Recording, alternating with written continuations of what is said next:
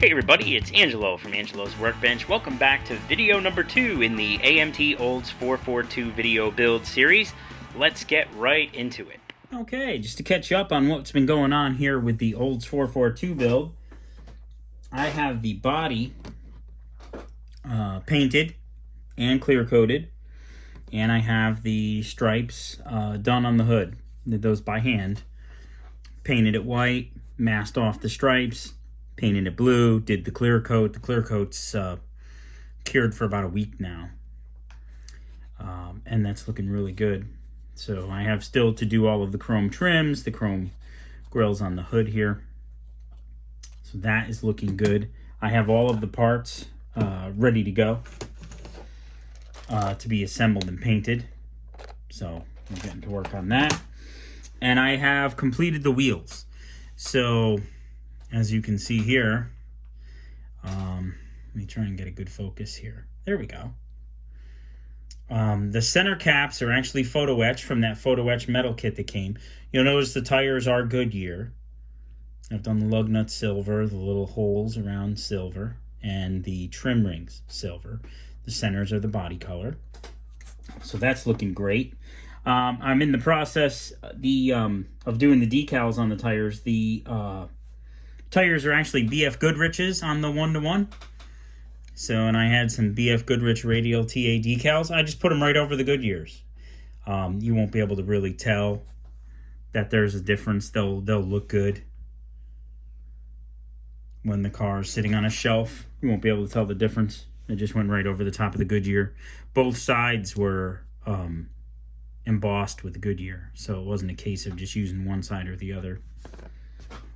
I would rather have had them be flat, but they weren't. So, and I didn't want to get into sanding them and messing them up. So they will look great. We'll do a little mock up here. They'll look plenty good, like the 1-to-1 does, the real car. Here I'll give you a quick look at the photo etch. The photo etch is for a 1972. So the grills are actually a little different, but a lot of the parts that are on here I'll be able to use. I'm specifically after the 442 logos, but you know, I've got a license plate frame, I've got the rear view mirror, I've got a radiator cap here, got all kinds of interior components, brake pedals, air conditioning vents. I can use all that stuff on this kit. Hearst logos, little door lock cylinders. I've got the little keys and the little Oldsmobile keychain, so I can put the keys like on the console. So there's plenty of good use out of this photo etch metal kit for this car. So I'm going to go ahead and get the decals going on the tires here. I'm using a little bit of Tamiya Mark Fit decal solution to settle the decals down. I'm going to go ahead and get to work on that, get these all done, ready to go. And then we'll be back to do some assembly on that beautiful motor. All right, as you can see, I have finished the wheels and tires and the decals. Those are ready to roll.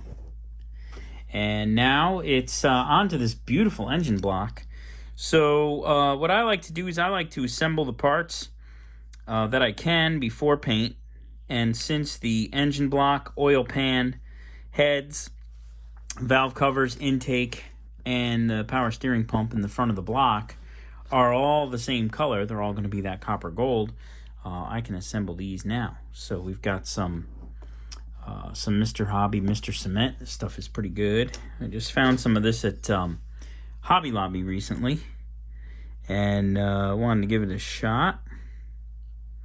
And I've had good results with it thus far. It's very similar to the Tamiya ultra thin liquid cement, which is kind of cool. You can just stick it on the block like that, and then you just take the brush and run a little bead along, and capillary action sucks the glue into the surfaces in between. And then this actually melts the plastic, welding it together. So this oil pan is never coming off here again. And now we'll go ahead and we'll stick this bad boy on. even for an older AMT kit, the fit of the parts is so far really quite good. And the quality of the parts, like I've not noticed anything, any material flash, any material discrepancies in the parts. The parts are all really good so far. Here we go. Looking good. Look at the detail on this block. It's just fantastic. I like it. So we're gonna stick these heads on. Get some more glue. Let the capillary action do its thing. Trying not to have my big wrist in the way.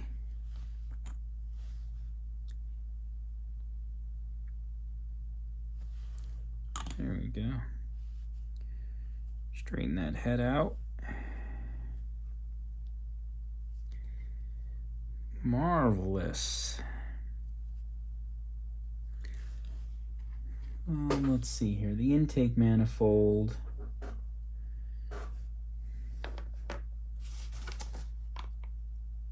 The hole goes toward the front for the radiator, which makes sense. What do we got here? Oh, we've got a little blob of plastic on the bottom of this that is going to prevent it from sitting flush. That's okay. Couple seconds with a little razor knife action here.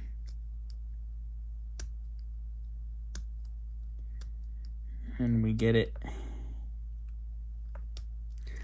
to where she'll sit flush. There we go. Marvelous.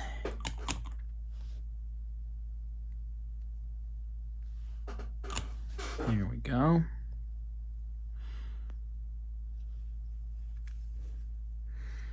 Now we'll drop the last head in. I like to make sure that I've got these all lined up properly. That's why I try to do whenever possible, I try to do the intake manifold and the heads at the same time. Because if not, you can end up with a gap that isn't supposed to be there between the head and the intake manifold.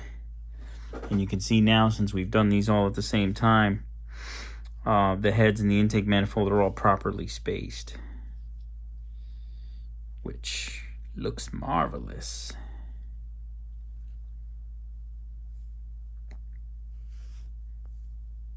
And there it is, looking good.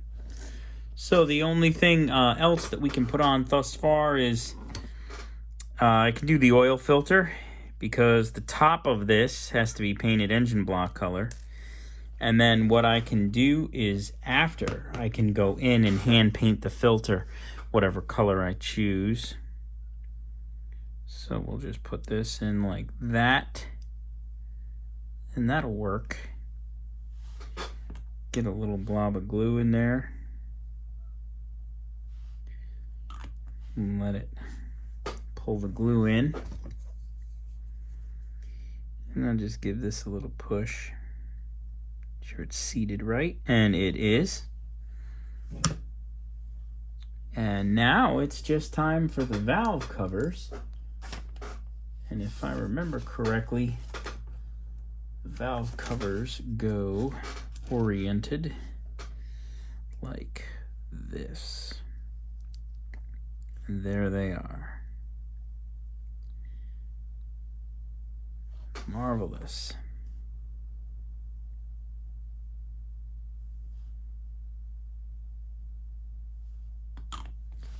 Making good progress here. Of course, it's real easy gluing parts together before paint. We're just gluing them together.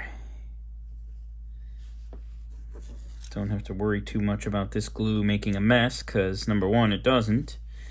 And number two, even if you make a little bit of mess with the glue, it's okay, because you haven't primed and painted the parts yet. There's plenty of time for that. There we go.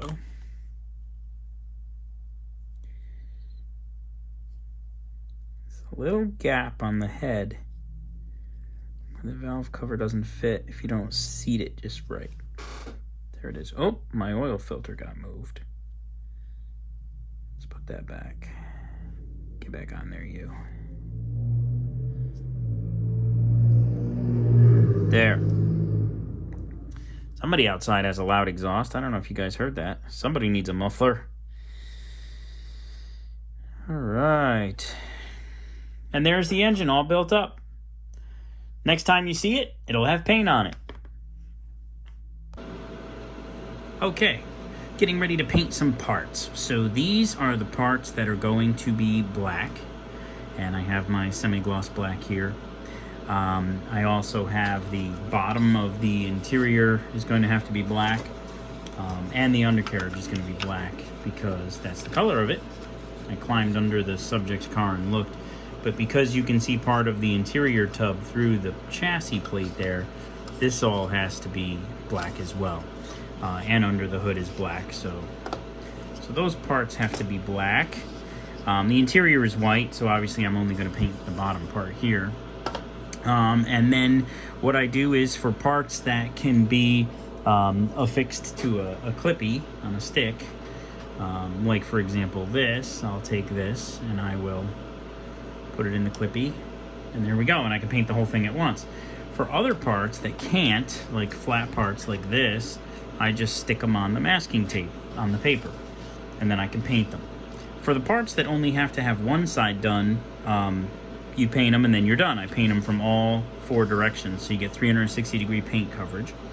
Then I take the parts that have to have both sides painted, that can't go on a clip, and what I would do is I would paint the one side, throw them in a paint dehydrator for a few moments, and then take them out when they're cured and flip them over and paint the other sides, and then both sides get painted. So I'm going to, oh, and I wanted to mention the steering wheel. So digging through my parts box, I was able to come up with a steering wheel that matched, because the kit steering wheel wasn't a 4-spoke, it was only 2. And the subject's car has a 4-spoke steering wheel. So I found this in the parts box. It has a little gold paint on it. I don't know what that's about, but I'm going to paint it black.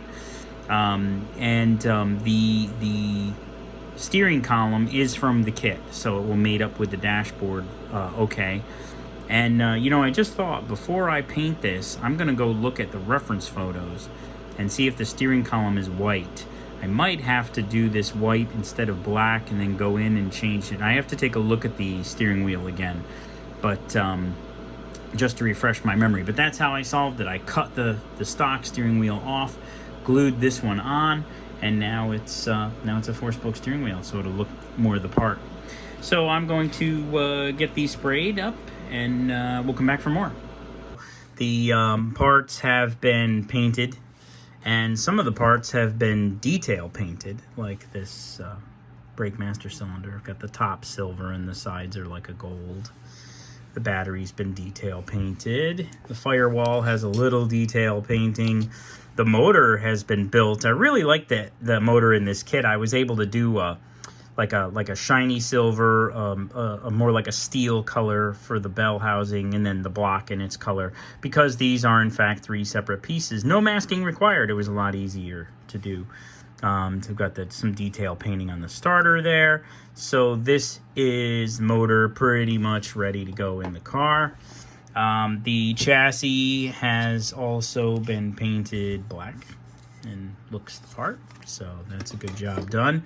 I am in the process of doing the interior. The interior has some black floors and an off-white color for the seats and a black rear console. So these are already black, and I have masked off to do the off-white. So you take a little bit of white, you mix in an ever so slight amount of brown, and then you're good to go. So there is the center console. The center console in the car is pretty cool the way the kit does it. There's actually a chrome piece that goes over the top of the console, so you can get your detail painting done more easily. So these have been primered, and they're ready to be painted in off-white, as has the body has been masked because I'm doing the ceiling. There is some detail here there are seat belts on the ceiling, and they exist in the real car as well.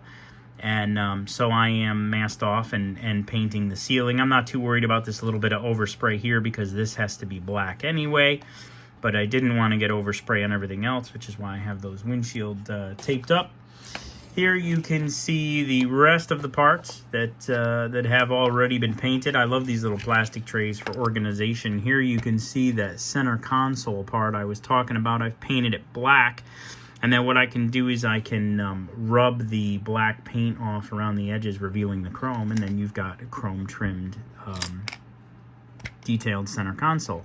The grills are here, the exhaust is here, ready to go. The front, the dashboard, which is black in the car, is ready to go. I need to do some detail painting and some wood. There's some wood on there. And then a whole host of black chassis parts are ready to go. So, and that'll be what I do next. I'll be assembling the chassis and getting ready to mate it up. And then once I'm done with the interior roof here, then I can mask up, do all my chrome trims, do the engine compartment black, and then I'll be able to move on to putting the glass in and going to final assembly on this build. So stay tuned for the next video where we will do exactly that, move to final assembly and finish this kit up. Thanks for tuning in to Angelo's Workbench. I hope you join me for the next video when I finish the Olds 442 build.